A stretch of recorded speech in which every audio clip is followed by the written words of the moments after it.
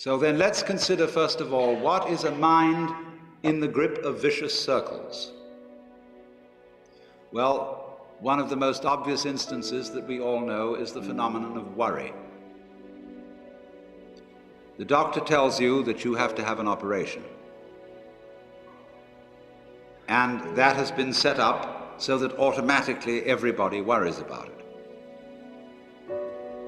But since worrying takes away your appetite and your sleep, it's not good for you. But you can't stop worrying, and therefore you get additionally worried that you are worrying.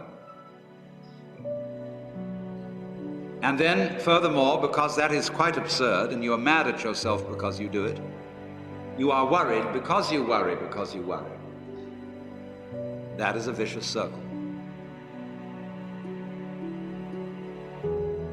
So now, can you allow your mind to be quiet?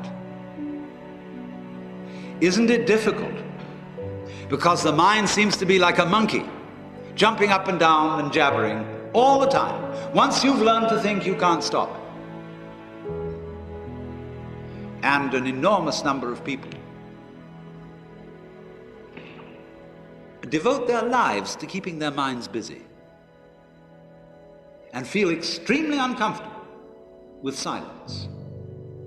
When you're alone, nobody's saying anything, there's nothing to do. There's this worry, this lack of distraction. I'm left alone with myself, and I want to get away from myself. I'm always wanting to get away from myself. That's why I go to the movies, that's why I read mystery stories, that's why I go after girls or anything that you do, or get drunk or whatever. I don't want to be with myself. I feel queer. So, well, why do you want to run away from yourself? What's so bad about it? Why do you want to forget this? Why do you want to become absorbed? Because you are addicted to thoughts. This is a drug, a real dangerous one. Compulsive thinking, going on and on and on and on and on all the time. It's a habit. So there's a difficulty about stopping that activity. And you really have to stop it if you want to be sane. Because if I talk all the time, I don't hear what anyone else has to say. Then I'll end up in the situation of having nothing to talk about but my own talking.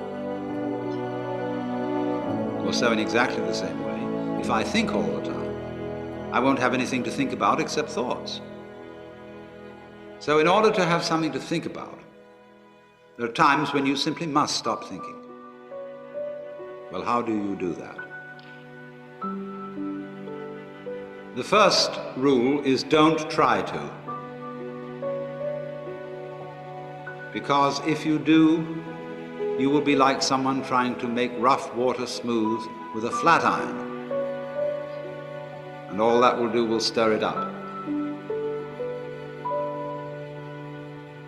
So in the same way as a muddy, turbulent pool quiets itself when left alone, you have to know how to leave your mind alone.